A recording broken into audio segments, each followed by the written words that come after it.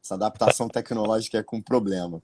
Mas falando um pouco sobre isso, até a Érica falou que se interessou por essa sua percepção da gente desenvolver a advocacia numa banca de pequeno porte, não faz com que a gente necessariamente exclua elementos de gestão.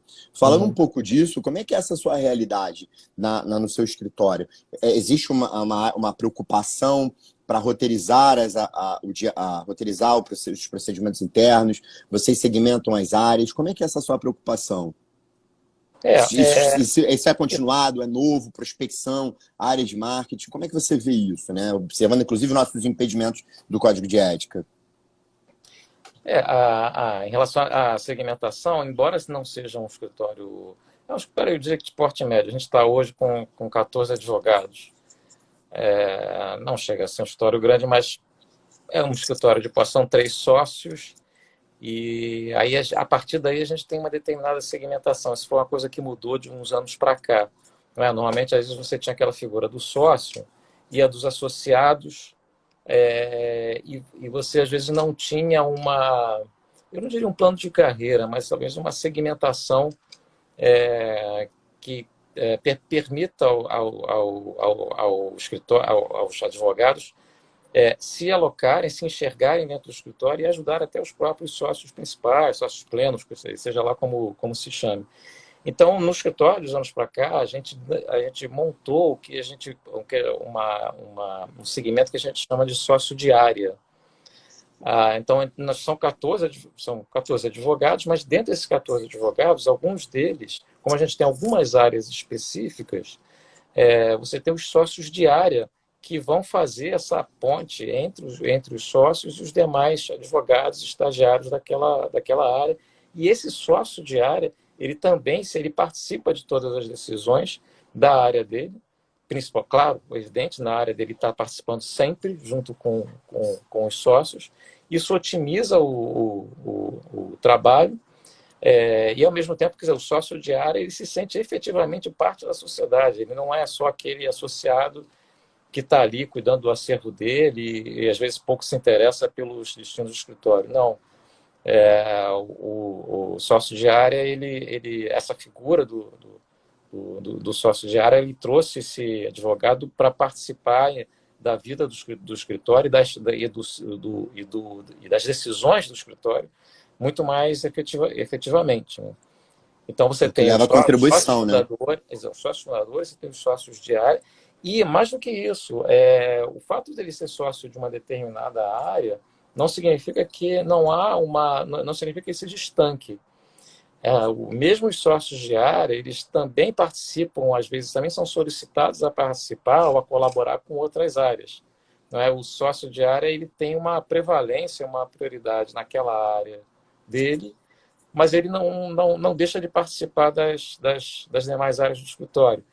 Você tem sempre ali reuniões periódicas com as áreas, seja com todos os advogados, em que você tem ali a troca de ideias, ela circula. Isso aqui é muito interessante também do pequeno e do médio escritório, porque é muito mais fácil a troca de ideias circular, é muito enriquecedor isso.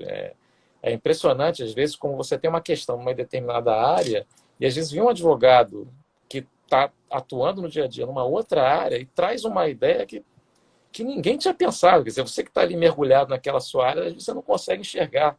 Né? Vem um colega de uma outra área e traz uma ideia completamente diferente que às vezes resolve a questão. Né? Então, É, a forma da gente segmentar, compartimentar, pelo menos lá dentro do escritório, é uma experiência que tem dado certo.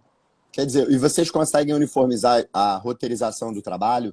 O sócio de área de uma área, ele segue mais ou menos o protocolo que o outro segue, seja de rotina e procedimento interno, isso é uniformizado? Acaba sendo um pouco uniformizado dentro de cada área, né? Porque são Uhum. áreas diferentes. Você tem Ah, uma entendi. área que é mais consultiva, outra que é Sim, mais de contencioso.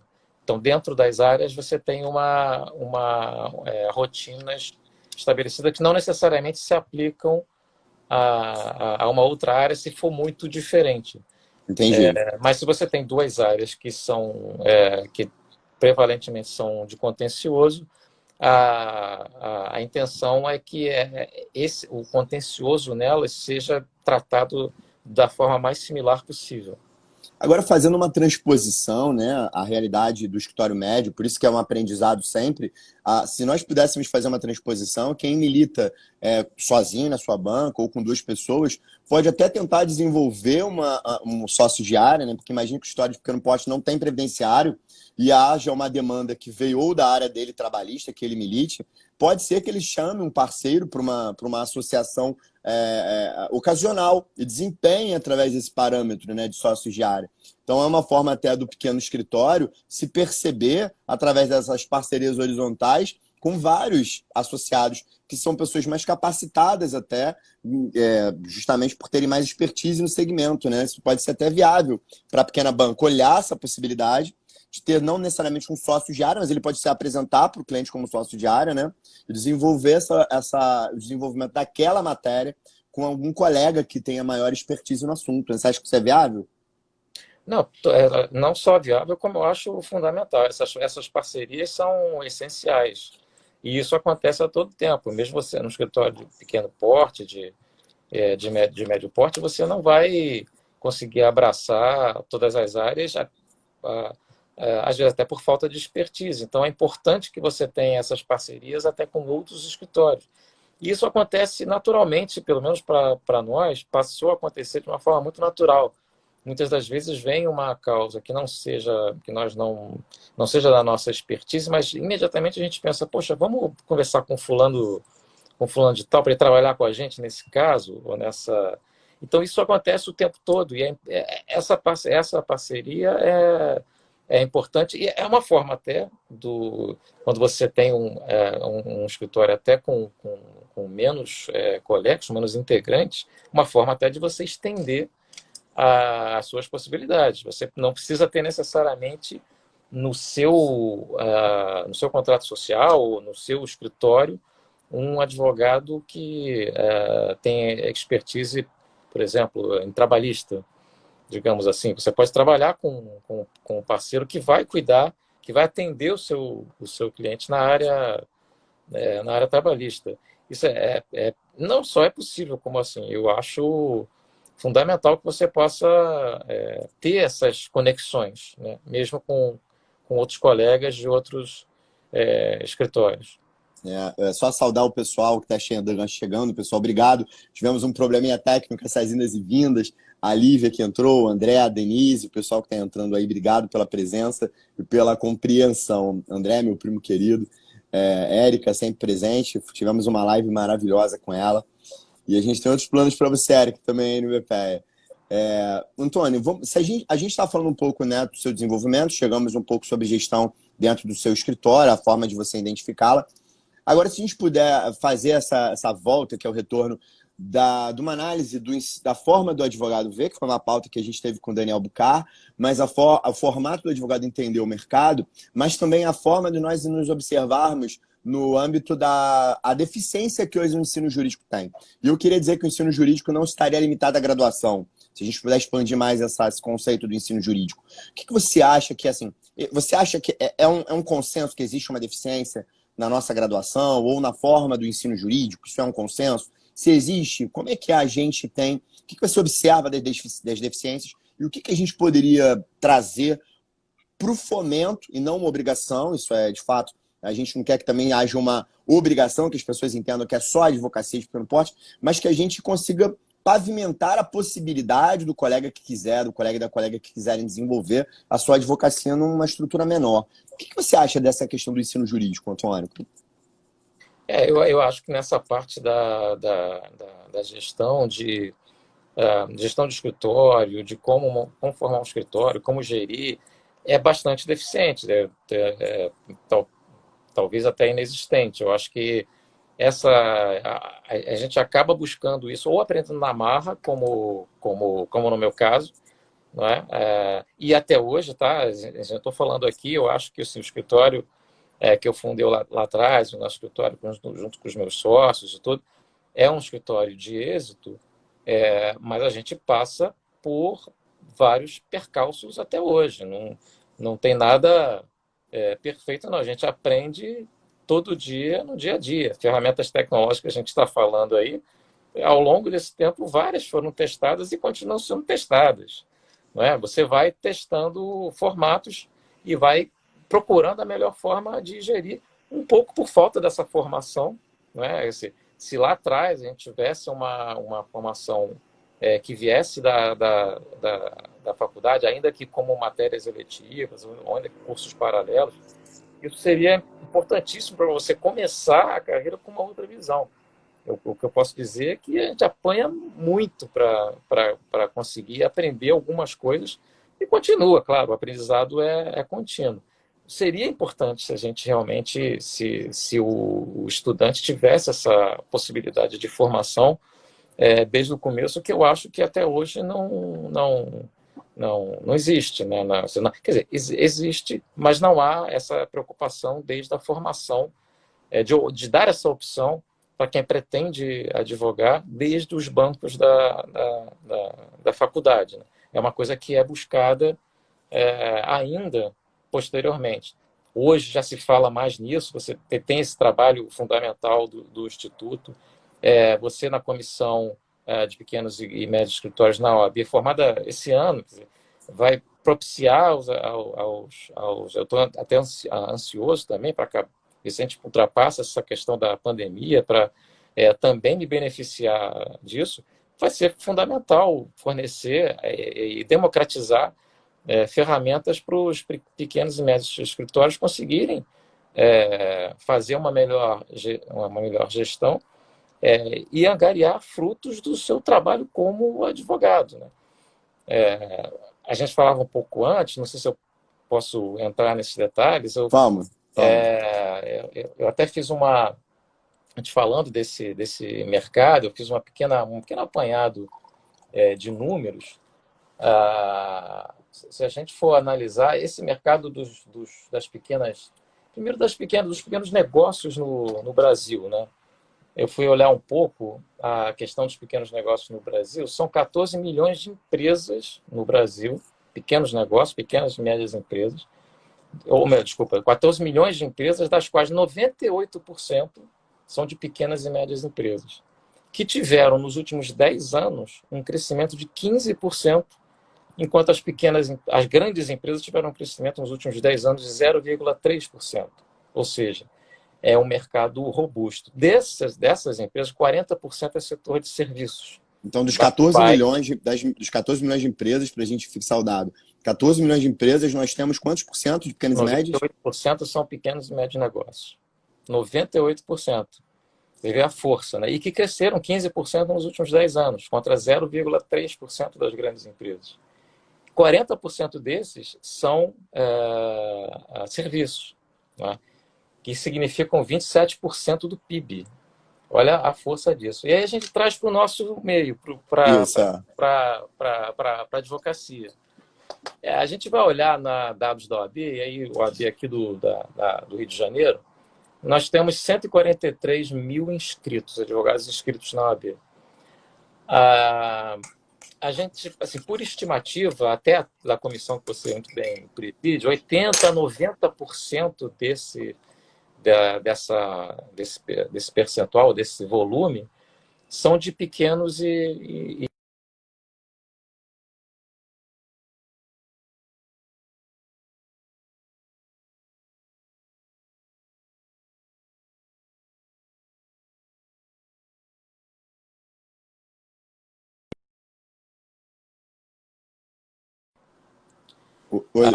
Antônio, travou. Você estava falando, você fez um paralelo para os pequenos e médios. Vamos trazer um pouco essa questão dos pequenos e médios, que deu uma travada, a sua fala não saiu. Vamos de novo trabalhar com esse dado. O dado que eu vinha trabalhando são 143 isso. na ordem.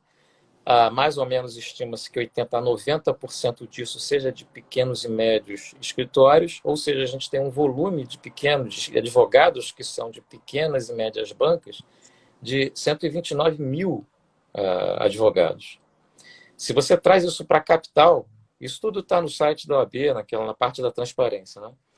Na capital, são 94 mil advogados que pertencem a pequenas e médias bancas. Desculpa, 94 mil na capital, 80, 90%, você tem 85 mil pequenos e médios advogados de pequenas e médios escritórios. 85 mil advogados desse segmento uma força enorme. E aí que é um segmento cuja força a gente não se dá conta. E aí, quer dizer, a gente pensa, se esse segmento está engajado, está unido, ou se dá conta da sua força, pode muito bem ter uma participação econômica e política muito grande. E aí eu fui dar uma olhadinha aqui, qual a forma mais democrática de participação que a gente tem hoje? São eleições. E aí a gente vai dar uma olhadinha nas últimas eleições, na eleição de 2018 e na eleição municipal anterior, de 2016.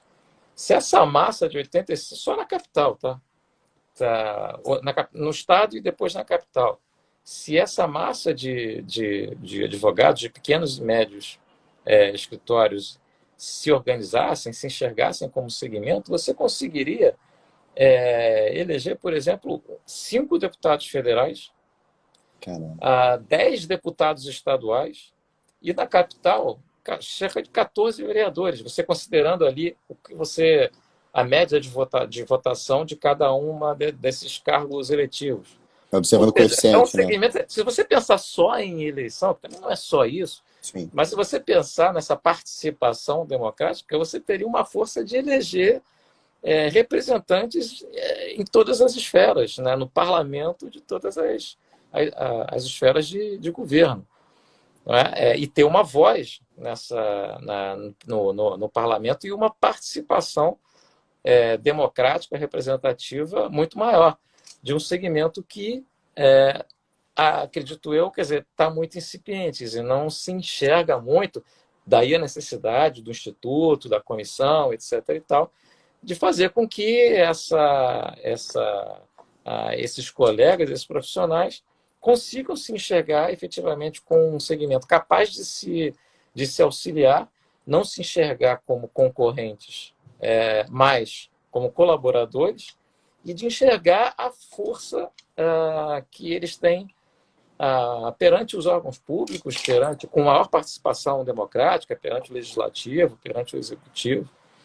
Então, assim, são dados assim que a gente vai colhendo e percebendo quão importante é a iniciativa, principalmente do Instituto, quando pretende ajudar os pequenos e médios escritórios na sua gestão, nessas ferramentas, mas também talvez mudar essa cultura de se enxergar como colaboradores e não como concorrentes, ou às vezes nem isso. Quer dizer, muitas das vezes a gente não sequer ignora, você fica fechado muito ali no seu trabalho e não olha para o lado, né? Quer dizer, não olha para o seu colega e não enxerga nele uma possibilidade de trabalho conjunto, de colaboração mesmo.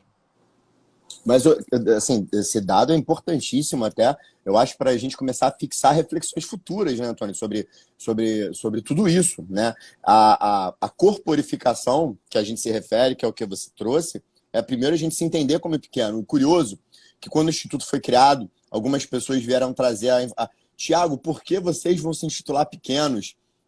Porque vocês estão se diminuindo a partir desse adjetivo. Eu falei, mas nós somos pequenos, né? Eu até trouxe a referência do professor Luiz Antônio Simas no livro dele, Pedrinhas Miudinhas, onde ele traz a importância das pequenas participações na vida, das pequenas coisas, como pertencentes ao universo, né? E aí o primeiro obstáculo estava em a gente entender, primeiro de tudo, que nós somos pequenos. E porque isso não é sinônimo de alguma deficiência, não é um sinônimo de algo ruim. Olha, então, como a gente não conseguia nem se corporificar, quanto mais chegar a uma reflexão tão poderosa quanto essa, que movimenta, né? A gente conversava. E com esse dado, Antônio, assim, a gente construindo uma reflexão aqui com todo mundo, querendo participar. Um dado nesse na mão, porque, na verdade, a gente tem dois movimentos. Ou um segmento, se já tem uma pauta e se organiza para apresentar essa pauta, né? Ou o segmento se percebe eu acho que é o que está acontecendo, né? Um segmento está se percebendo até pelas dificuldades, né? Então, o segmento se percebe, e a partir disso, o que eu faço? Com tamanha influência democrática, a sensibilidade da atual direção da Ordem, que fez a criação da comissão, e agora criou recentemente a comissão dos escritórios dos advogados correspondentes, já está, e aí a gente conversava até sobre algumas outras seccionais que não tem nada parecido, que quando você vai falar de sociedade de advogados, eles falam sobre sociedade, sobre advogados associados, a perspectiva é sobre uma grande estrutura, né? A gente agora, saudar a nossa querida vice-presidente do sindicato, a Dilza Nunes, entrando, obrigado pela presença, mas essa sua ponderação, essa sua reflexão é muito poderosa. Agora, o que fazer com isso? Né? A gente, então, se intitula, se percebe um grupo, de repente não tão coeso, mas um grupo que tem os mesmos obstáculos. O que você acha que a gente... Por que a gente não se identificou nessa parte até agora? Porque a gente não tinha se percebido assim. O que a gente faz com essa percepção? Eu sei que é só um processo de reflexão, né, Antônio? A partir dessa ponderação tão relevante, muito bacana. Na verdade, esses números acabam mostrando que de pequeno, na verdade, não temos nada, né? Somos grandes, né? No fundo, somos grandes, só não há essa percepção. É importante também ressaltar que assim, não é o. Eu não estou querendo confundir aqui, não é o papel que exerce, por exemplo, o sindicato. O sindicato tem o seu papel relevante, a Sim. OAB tem o seu papel também. Mas esse papel como segmento, como instituto, como colaboração, eu enxergo ele como diferente do papel da OAB, do papel do sindicato. A OAB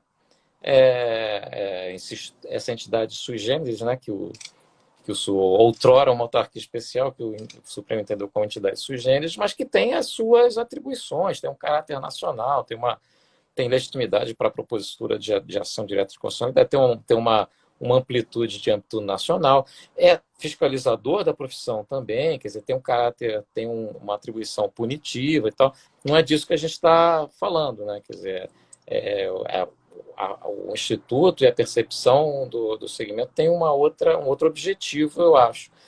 E aí fica esse dilema, né? Tinha uma propaganda antigamente que passava na televisão, que era o dilema de Tostines, né? O que Tostines é fresquinho porque vende mais ou vende mais porque é fresquinho, né? E aí é mais ou menos isso, quer dizer, a gente temos pautas e aí nos utilizamos dessa força a partir de pautas construídas, ou ao contrário, nos percebemos percebemos essa força e a partir daí geramos a pauta. Eu acho que está acontecendo justamente o que você falou. Há pautas comuns e aí a partir da necessidade de suprir essas pautas é que a gente começa a se perceber como um segmento que pode ter uma força e uma participação bastante significativa, né? Eu acho que está começando a partir dessa questão da existência de suprir determinadas pautas que os pequenos e médios escritórios precisam, né? Tem essa necessidade que eles têm. Porque parece que a gente se reúne, né? E aí eu acho que é muito importante o trabalho do EPAE, assim, da nossa comissão, da sensibilidade da nossa seccional, mas diversas outras. Mas essa reunião de advogados ela não pode existir com essa perspectiva só dentro do Instituto, né? Existem diversos outros institutos que também são compostos por pequenas estruturas. E aí são outros prismas de percepção de mercado, né? Então, na verdade, é um convite para que todos nós que nos reunimos, né, com outros colegas, que consigamos entrar nesse lugar e, a partir dele, desenvolver novas formas de reflexão.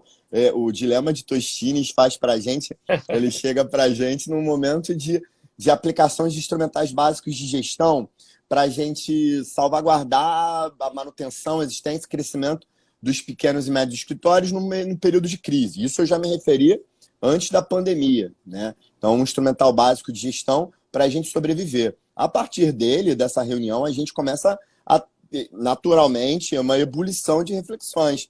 A reflexão da economia colaborativa, uma reflexão de mercado, porque e aí, Antônio, o que você pensa disso, de como a gente estimula os nossos colegas, nosso segmento. Primeiro, a gente está se corporificando. Acho que se a gente for pensar em etapas, daqui a uns anos a gente for olhar para trás, a gente vai observar essa etapa como um processo de corporificação, um processo de autoexistência. Eu me defino como segmento, eu estou aqui, e aí, a partir disso, deixo gritar as minhas dores, e a partir delas, vamos tentar desenrolá-las e ver se existem soluções viáveis. A gente não se reuniu com uma pauta política, né, seja de proteção de mercado ou de proteção de mercado, seja com uma moratória da não criação de novos ensinos jurídicos de faculdade de direito, como o CFM conseguiu, né, uma moratória para não criação de novos cursos de medicina, e a gente não tem esse movimento. Então, a gente não se reuniu. Então, o que faltou ali, eu acho, mas de forma anterior, a reunião não se deu por conta de uma pauta, dessa pauta comum política, né? E política que eu me refiro é para o nosso segmento. Porque o que a gente faz, o que faz a gente não ter uma percepção de mercado? E o que fazer agora com o dilema de Tostines na mão? A gente está superando ele. A gente falou sobre gestão e a gente vai desenvolver isso. Isso não para mais. Só que existem, se a gente for ampliar o guarda-chuva, né? Por isso que eu concordo que é como se a gente fosse olhar a OAB como guarda-chuva. O segmento dos pequenos e médios, ele está dentro desse guarda-chuva, da ordem, que tem outras percepções. Agora, você entende que a gente também pode ter uma atuação para a pavimentação de uma melhoria para a nossa carreira, né? Essa melhoria, se a gente for fazer uma reflexão, essa melhoria está diretamente ligada à culturalização. Porque o que eu imagino, a culturalização de novos mercados, eu queria chegar nisso. O que eu imagino, existem mercados, existem leis que regulamentam o mercado já existente, né, Antônio? Só que existem mercados que não foram pavimentados. E isso é um processo. Mercados para nova advocacia, novos mercados para advocacia de pequeno e médio porte. O que você acha que esse poder político que esse segmento tem pode fazer? Como a gente pode fazer uso? Tentar fazer uma intervenção legislativa para que a gente consiga, numa lei tipo do inquilinato, onde haja necessidade obrigatória da assinatura do advogado, já que é uma lei que fala sobre os vulneráveis, e a gente sempre tem um vulnerável numa parte que aceita as condições do contratante, né? Então, assim, a gente nunca vai ter a obrigação do advogado ali, seja como a gente até conversou com o Daniel nossa última live, que é a possibilidade de trabalhos notariais feitos pelos pequenos e médios. Você acha que essa força política que você agora construiu para a gente, lançando esse marco aí, ele pode caminhar por esse sentir? Eu acho que sim, eu acho que deve caminhar. O Daniel, na live anterior, mencionou bem essa questão do trabalho dos cartórios, e ainda há pouco eu estava assistindo a uma live com o próprio Daniel, com a professora Daniela Teixeira, em que ele falava sobre a questão da sucessão. A forma como a sucessão é tratada hoje é algo absolutamente engessante, e tem um mercado ali para o advogado entrar. Quer dizer, por que você necessita de abrir um... Hoje até você já tem um inventário extrajudicial, mas até mesmo inventário extrajudicial, por que você precisa ir para um cartório? Você tem advogados que podem resolver essa sucessão de uma forma muito mais célere. E isso é um mercado gigantesco, né? Muitas das sucessões ficam mal paradas ou não ficam mal resolvidas por todo esse problema que atravanca um problema estatal burocrático que acaba travancando a solução das sucessões. O Daniel falava nisso ainda há pouco, numa live, e eu acho um mercado bastante promissor. Se a gente tiver, só que você precisa de modificação legislativa para isso. É uma mudança de cultura, mas também precisa de mudança legislativa. E aí é que o segmento, e aí é que o corpo coletivo tem que entrar em ação para tentar modificar isso. Porque você vê... Um dos novos mercados que podem se abrir para os advogados. E aí você tem o pequeno e o médio advogado entrando muito nisso, porque quando a gente fala de sucessão, quem é que nunca, mesmo que você não se especialize, não faça a sucessão no seu escritório, certamente você já fez uma, duas, três, algumas vezes. Porque você é instado a fazer, seja por um parente, seja por um amigo, seja por necessidade própria, às vezes um parente seu, não é? Então você acaba, é uma área que tem um mercado bastante promissor e muito grande, principalmente para o pequeno e médio advogado, não só para o grande. O grande escritório talvez nem se interesse por, por essa área, né? Por isso.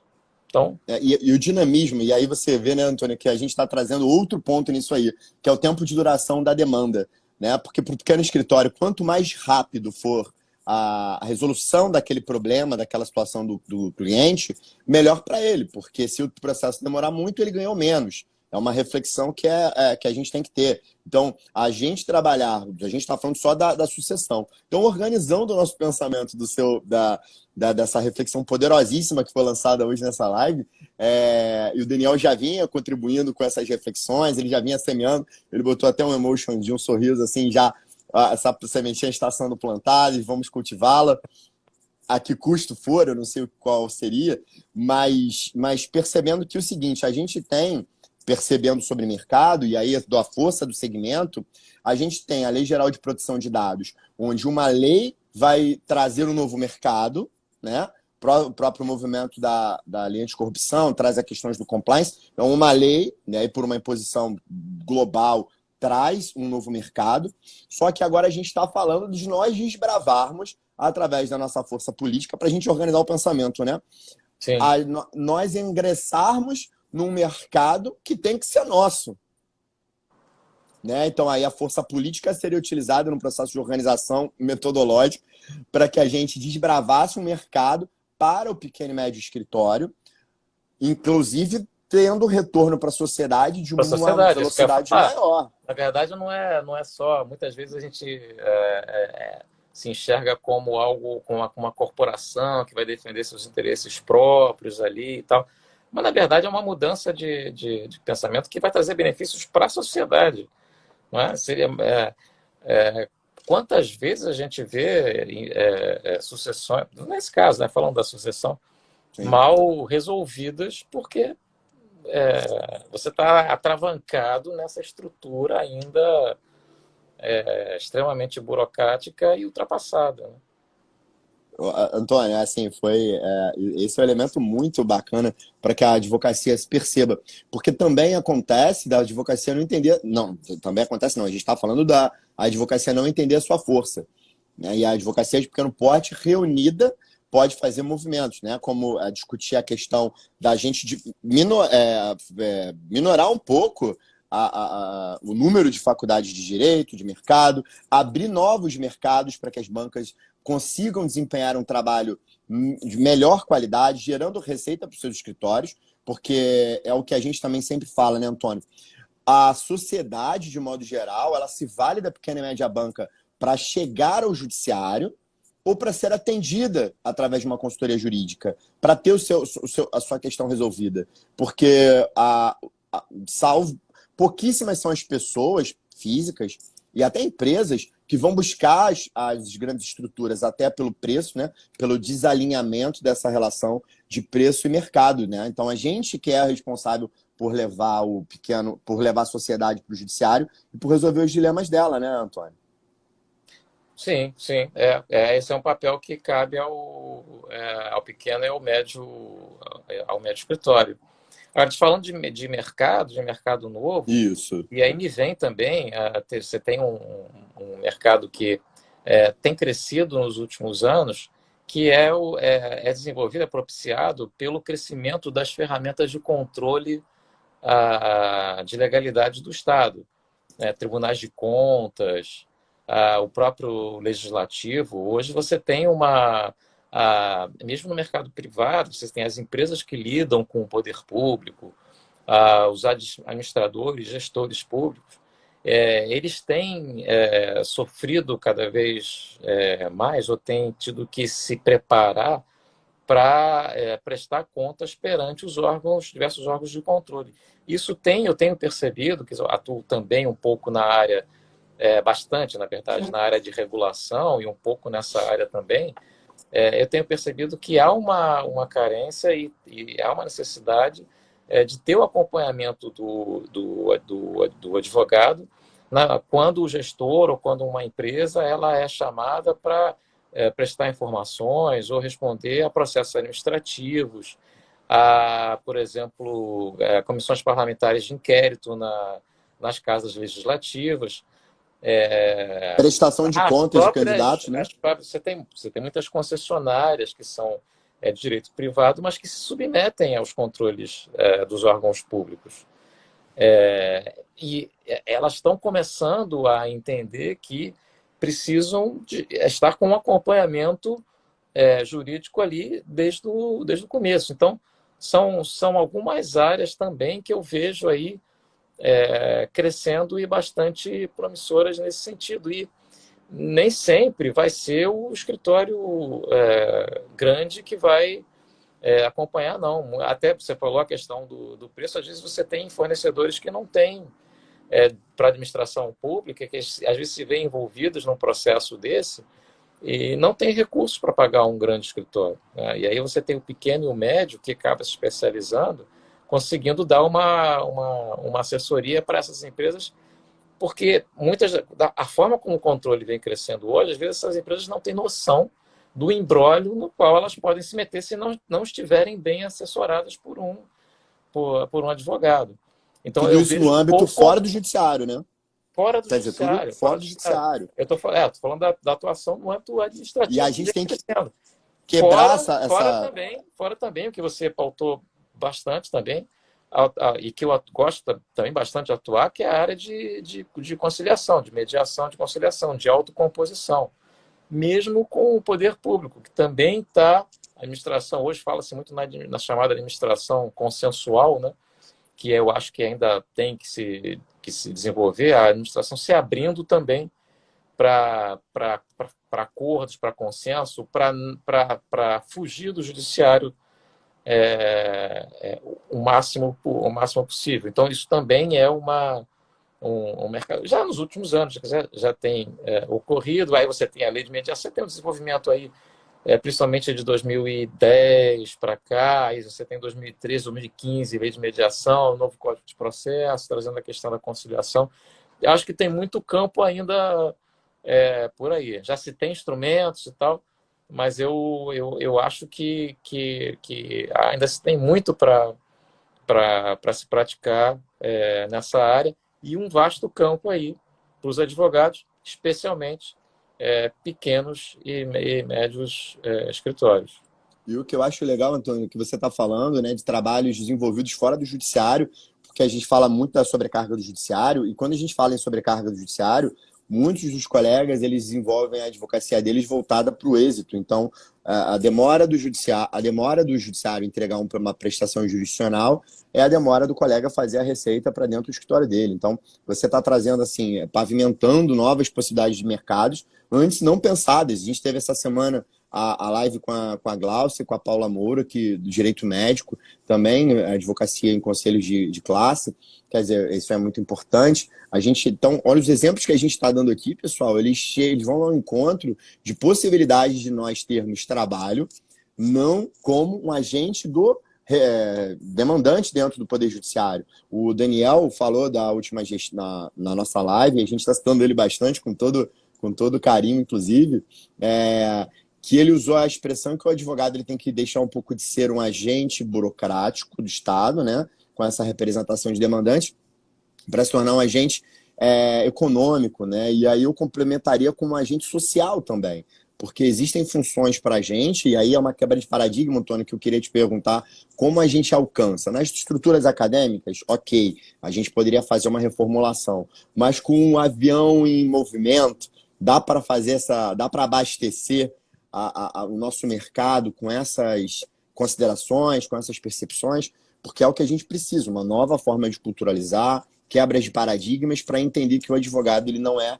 e não só para a gente, né, para a cultura da sociedade também, que o advogado não pode ser só acionado, não deve ser só acionado quando existe uma demanda para chegar no judiciário, né? Assim, eu particularmente já há bastante tempo eu costumo trabalhar de forma preventiva e muito fortes. Eu tenho, para mim, que a forma preventiva de trabalhar é a melhor e procuro aplicar isso no dia a dia do escritório para os meus clientes. Na maioria das vezes eu acho que dá certo. Mas é difícil, a gente está vivenciando, eu acho, que uma alteração na cultura. Institutos como esse, quer dizer, a forma de pensar coletiva, eu acho que ajudam nessa quebra de paradigma. Como eu falei, assim, particularmente eu trabalho preventivamente muito, e acho que dá certo, e acho que é um campo, às vezes, ainda um pouco inexplorado. Não dá para a formação nossa, eu acredito que até hoje é aquela formação belicosa, né? A formação para o litígio. Quando, na verdade, acho que hoje o que menos a gente precisa é demandar o judiciário, né? Tem uma coisa que, assim, ao longo dos anos, desde a Constituição de 88 que eu falo, que eu chamo de paradoxo do judiciário, né? A partir de 88, quer dizer, depois com a Constituição Cidadã, depois de um período de ditadura muito forte, repressão e tal, o judiciário civil, olha, a desenvolver o acesso ao judiciário o máximo possível. Né? Vieram os juizados de pequenas causas, depois os juizados especiais, então a abertura do judiciário, olha, venham todos. O judiciário está aberto. Venham todos, o judiciário está aberto, não está preparado para essa contingência. Pois mas chegou num determinado momento, que é isso que eu chamo de paradoxo. Você tem uma abertura muito grande do acesso à justiça, e chegou num determinado justiça, o próprio judiciário falou: peraí, não, eu não dou conta. Não. Façam conciliação, não venham tanto, não. Isso acabou acontecendo ao longo do tempo. Hoje eu acho que a gente está no meio termo. Você tinha essa cultura do litígio, o judiciário disse: olha, tem o acesso, o judiciário vai resolver, o acesso é facilitado, mas ele próprio chegou à conclusão que não pode ser bem assim, que ele não tem condição de atender. E aí começa a estimular as ferramentas de autocomposição. A gente ainda precisa quebrar um pouco isso. Eu ainda vejo muitos colegas, diante de determinadas questões, sugerindo, querendo sugerir aos clientes: olha, judicialmente a gente resolve e tal, sem tentar ferramentas de solução de autocomposição antes. Às vezes um pouco, meio ainda que estimulando essa questão da judicialização. Mas essa própria questão que você está falando, né, Antônio? Saudar aí o nosso querido Álvaro Quintão, secretário-geral da Ordem, presidente do sindicato, um grande apoiador do Instituto, da nossa comissão. Obrigado aí pela presença, Álvaro. Poxa, muito bacana. Vamos bater muito papo sobre o que a gente está plantando aqui.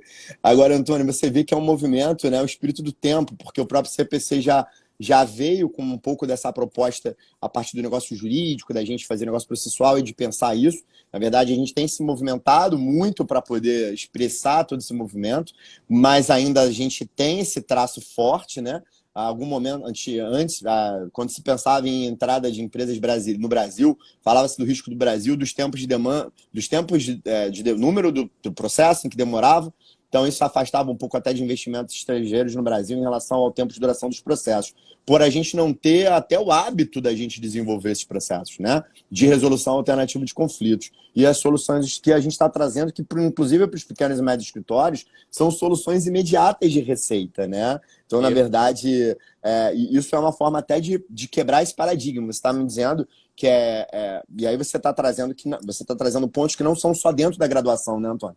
São questões que a gente está no mercado estabilizando essas possibilidades. Eu queria trazer também um comentário que a Érica falou, que existem momentos, evidentemente, que isso não afasta, que ela milita na trabalhista, e ela disse: olha, queria muito fazer advocacia preventiva, mas às vezes é indispensável, é inevitável, porque há quebra contratual e eu tenho que ir para o judiciário. Isso a gente sempre vai se valer, né? Mas a gente tem outras possibilidades, né? O que você acha desse encaminhamento para os novos mercados, dessa solução, Antônio? A gente está no caminho certo? O que você acha que a gente pode se culturalizar? Porque a gente conversava, eu e você, sobre uma vez que você teve uma conduta mais colaborativa com um colega, ele achou que você tivesse com alguma malícia, e mal ele entendia que, na verdade, você estava zelando por o interesse da sua cliente, dando velocidade para a resolução do conflito, né? Então, isso é também uma difícil da gente quebrar, mas não impossível, né, Antônio? Não, às vezes acontece. Você tem clientes em comum, você trabalha às vezes no mesmo projeto com escritórios diferentes. Às vezes, e como eu, assim, particularmente, eu tenho esse viés de colaborar mesmo com o outro colega numa área que ele está cuidando. Muitas das vezes você vê o colega às vezes com o pé atrás, assim, pô, esse cara está me ajudando tanto assim, ele está querendo me ajudar mesmo. Fica um pouco com o pé atrás, né? É aquilo que eu falei, às vezes falta um pouco o segmento ser os colegas se enxergarem como uma atitude colaborativa e não concorrencial, né? Às vezes é curioso, assim, até a pessoa acreditar, fala, pô, não, acho que esse cara está querendo me ajudar mesmo. Demora um pouquinho. Demora um pouco, A né? gente ainda tem Antônio, um pouco essa coisa do litígio por um lado e também da concorrência entre nós, né? Assim, de alguma forma, concorrência vai concorrer porque você acaba disputando um mesmo sim, mercado. Mas eu acho que ganhamos muito mais se enxergarmos de uma forma colaborativa do que simplesmente concorrencial, porque senão acaba acontecendo o que acontecia, ainda acontece hoje, você se enfurnar muito ali dentro da sua própria banca e não abrir a mente para quem está do lado. Não se enxergar como segmento acaba nos oprimindo, não permite que a gente consiga até conquistar, como a gente vinha falando agora, mercados novos, que, num primeiro momento, quando a gente fala, parece tão óbvio, né? Mas só se a gente sair um pouco dessa linha de pensamento que a gente consegue enxergar que esses mercados eles podem ser alcançados, mas precisa de uma organização para alcançar, de uma atitude colaborativa, de um determinado segmento. Senão a gente não alcança. Vamos ficar ali concorrendo um com o outro e é o perde-perde, né? Você não é tem o o perde-perde. ganha-ganha. E esse pode ser o ponto nodal da dificuldade que os advogados têm de construir soluções conjuntamente, até olhando para o seu próprio segmento. Né? Essa beligerância que a gente foi construído, que a gente foi forjado na graduação, e também no mercado, né? Esse receio que a gente tem de perder o cliente para um colega, e não perceber que existem soluções que podem ser, ainda quando estamos em lados opostos, que podem ser dadas a partir de um Exato. olhar mais integrativo, né, para a solução de um eventual conflito. Antônio, eu estou um pouco perdido, porque a live dura 1 hora, mas a gente entrou e saiu. Então são 9, 8 e 10 a formação da advocacia para o litígio. O Álvaro traz um ponto que a gente estava tratando. E aí a gente faz essa quebra na graduação e também abastece o avião em movimento, porque a gente tem que agora É, mudar isso também em quem já está posto. O que eu queria fazer um encaminhamento, pessoal, é porque são 8 e 10, eu não sei qual é o nosso limite, que eu saí e voltei. Então eu queria agradecer o Antônio, mas eu falo, Antônio, vamos aproveitar esse tempo que a gente tem para suas considerações sobre o que a gente, de repente, já deixou de observar, que pode ser, eu acho, que a gente tem mais 10 minutos, eu não sei bem, né, por conta dessa saída, da gente ter caído e ter voltado. Não sei quando a gente reiniciou. Mas o que você acha dentro desse projeto todo? Eu sou super grato de você ter aceito o nosso convite, da apresentação para o Daniel, da sua participação lá na live, que foi dentro do Zoom do Daniel, e de você também se apresentar para a gente como entusiasta desse nosso segmento. Antônio, obrigado, já de plano eu falo isso. A gente ainda vai fazer os encaminhamentos finais, mas o que você acha que a gente poderia ainda trazer de reflexão para esse nosso bate-papo? olha, antes de tudo, quer dizer, eu que agradeço estar participando e realmente foi uma grata surpresa até para mim conhecer o Instituto. Eu não conhecia o Instituto, mas a iniciativa eu acho fundamental para essa quebra de paradigma que até o Quintão mencionou. A nossa formação continua sendo ainda muito para o litígio, a gente vê isso, vê também a mudança que tem acontecido nos últimos anos, mas temos um caminho longo. O que eu acho que a gente pode avançar e refletir a partir daqui é a partir do momento em que a gente enxerga um pouco esses números até que eu trouxe. Não é? O que representa o segmento de pequenos e médios escritórios para a economia e para a participação democrática é algo muito poderoso e inexplorado. O que eu vejo aqui é que eu acho que, através seja do IBPEA, seja de outros institutos, a gente consiga efetivamente se enxergar como se beneficiar disso, né, para nós mesmos, como instrumentos de gestão. A gente, como eu falei, são quase 20 anos de escritório, mas a gente bate cabeça até hoje. Você falou da questão, a gente passou muito rápido por isso, a questão do marketing jurídico. Isso é uma coisa que está mudando a cada dia. Lá no meu escritório mesmo, esse ano a gente fez uma tentativa de comunicação, da contratação de uma comunicação social. Hoje a gente está até um pouco, quer dizer, está mudando um pouco por causa da pandemia, está causando um problema sério para todo mundo, mas a gente já vinha conversando em como mudar um pouco essa questão da comunicação social. A gente teve conseguiu se falar um pouco na imprensa, publicação de artigo, etc., se colocar, mas falta essa participação nas mídias sociais, que hoje é tão importante e às vezes a gente não enxerga ou não vê. Muitos dos colegas, às vezes, eu vejo falar, mas o que isso trouxe de retorno para a gente? Esse retorno, na verdade, é intangível, né? A gente não sabe, mas o que a gente sabe é que a gente não pode estar fora. Pequenos e médios escritórios é difícil, é bastante difícil, assim, gerar conteúdo, é complicado, tal, mas a gente não pode estar fora das mídias sociais. A gente tem que se comunicar através delas. Isso é uma novidade, né? É uma coisa muito nova. Isso que a gente está fazendo aqui é algo novo, né? E como a gente se movimenta através desse marketing jurídico. Eu acho ele fundamental, uma ferramenta muito nova, mas eu acho fundamental ainda que você não enxergue ali um retorno financeiro imediato, que eu acho que dificilmente você vai enxergar, mas ele não pode ser desprezado de forma alguma. Porque é a formação do seu, é a maximização do seu nome no mercado, que não necessariamente vai te trazer um dinheiro imediato. Sim, exatamente. Não dá para E é enxergar. Não necessariamente você vai fazer ou vai publicar alguma coisa no LinkedIn, no Instagram, seja lá onde, no dia seguinte vai bater um cliente na sua porta. Não tem uma relação tão direta assim. Pode até ter, em algum momento, né? Alguém pode olhar lá um conteúdo que você publicou e falar, pô, eu estou com esse problema, eu vou procurar esse cara. Pode acontecer, né? Mas não necessariamente. Isso não significa que você não tenha que apostar nisso, né? Não tenha que caminhar também nesse sentido.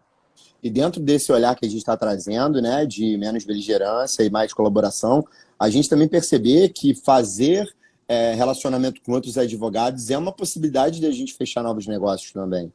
Isso era uma coisa antes, a gente só via os outros colegas como responsáveis por tirar cliente nosso, tirar receita, e eu acho que a proposta da Revolução é essa também, né? É uma coisa que acontece muito, por exemplo, na arbitragem, né? Na verdade, é um mercado ainda muito fechado, a arbitragem, mas Sim. Quem contrata os escritórios, na verdade, são outros escritórios, né? Que precisam, às vezes, de indicar um árbitro que seja um colega de profissão, etc. Então,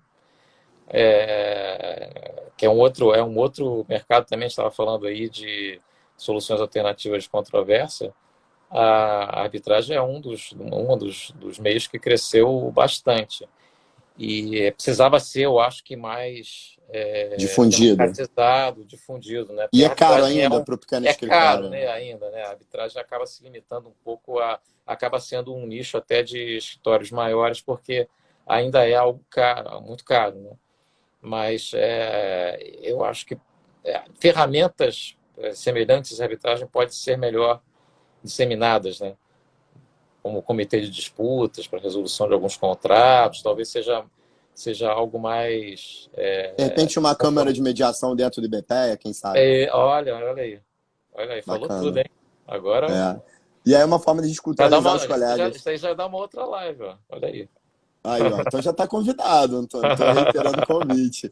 E eu já queria agradecer que eu me perdi em relação a essa entrada, para a gente não fazer um desfecho, né? Que foi tão bacana, a gente tantas reflexões importantes de verdade. A gente plantou tanta coisa importante aqui que a gente tem que se debruçar um pouquinho sobre o que a gente conversou aqui para até produzir algum material e continuar nesse processo de reflexão. Então, eu queria te agradecer.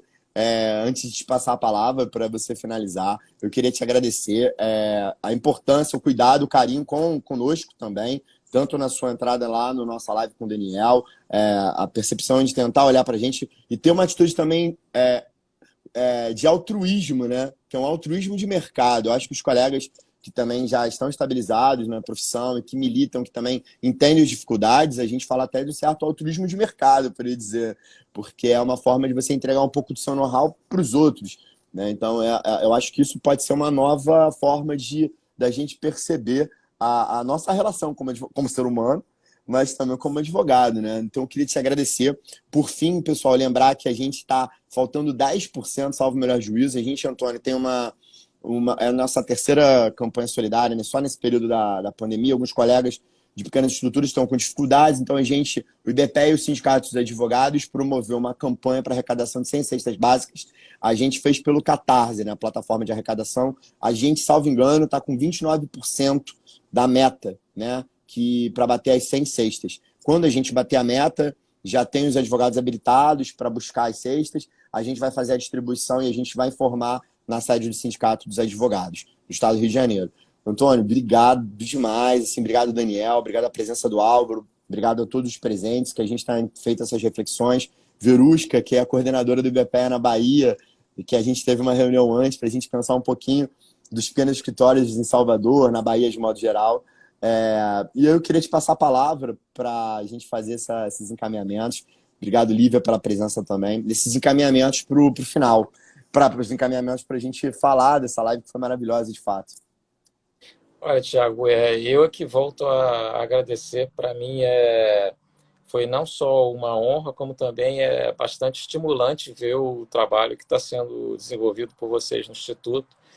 E eu, desde já, quer dizer, fora essa participação, esse bate-papo e tal, me coloco também à disposição para colaborar no desenvolvimento dos objetivos do Instituto, para tentar colaborar nessa mudança de paradigma que a gente está tentando estabelecer, porque a iniciativa do Instituto é absolutamente fundamental.